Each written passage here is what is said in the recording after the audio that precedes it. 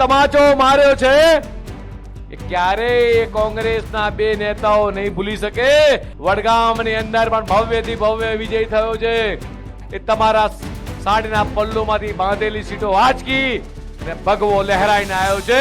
સ્થાનિક સ્વરાજ્યની ચૂંટણીના પરિણામમાં ભગવો લહેરાયો। ચારે બાજુ ભારતીય જનતા પાર્ટીની જીત જોવા મળી અને એ જ જીતનો જશ્ન મનાવવા માટે ભાજપના પ્રદેશ પ્રમુખ જગદીશ વિશ્વકર્મા બનાસકાંઠા ખાતે પહોંચ્યા અને જાહેર સભામાં કૈનીબેન ઠાકોરને ખાસ કરીને જિગ્નેશ મેવાણી પર આરોપો લગાવવામાં આવ્યા। તે જ અંગે વાત કરવી છે આજે આ વિડીયોમાં। નમસ્કાર, સ્વાગત છે આપનું ક્રાંતિ માર્ગમાં અને હું છું મેક્ષુ ઠક્કર આપની સાથે।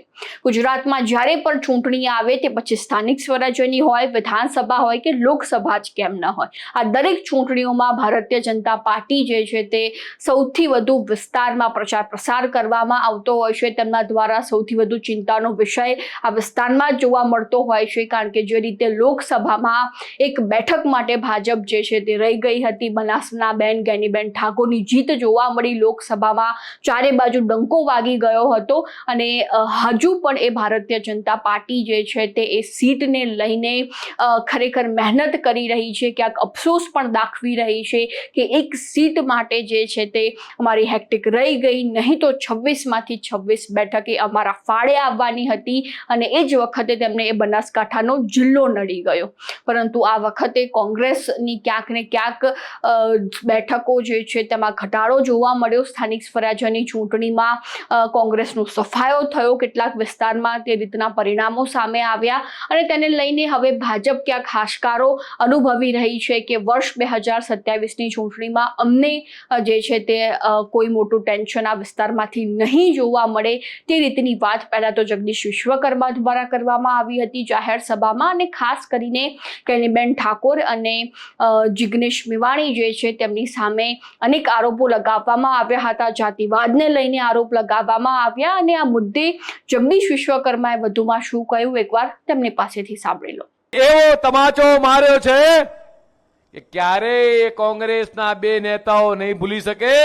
આખા રાજ્યની અંદર જ્ઞાતિવાદ ફેલાવવાનું કામ કરતા આ કોંગ્રેસના બંને નેતાઓને આ બનાસકાંઠાની જનતાએ પાણીચું આપવાનું કામ કર્યું છે।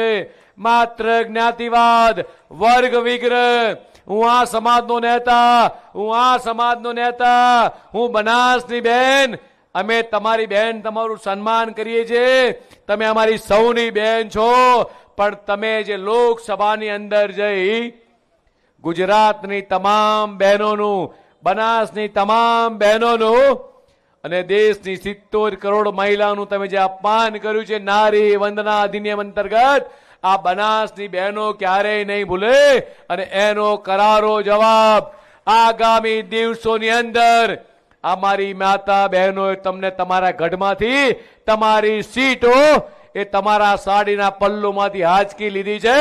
મારે આવનારા દિવસોમાં મારી આ ગુજરાત ભારતીય જનતા પાર્ટીના તમામ કાર્યકર્તા, બનાસના મારા કાર્યકર્તાઓ, આ બંને કોંગ્રેસના નેતાઓ કાન ખોલીને આજે સાંભળી લે। વડગામની અંદર પણ ભવ્યથી ભવ્ય વિજય થયો છે।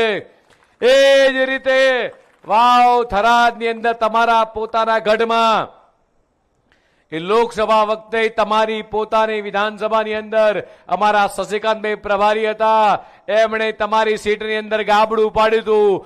આ વખતે તમારા પોતાની સીટની અંદર આ ભારતીય જનતા પાર્ટીનો કાર્યકર્તા, બૂથનો કાર્યકર્તા એ તમારા સાડીના પલ્લુમાંથી બાંધેલી સીટો આંચકી અને ભગવો લહેરાઈને આવ્યો છે।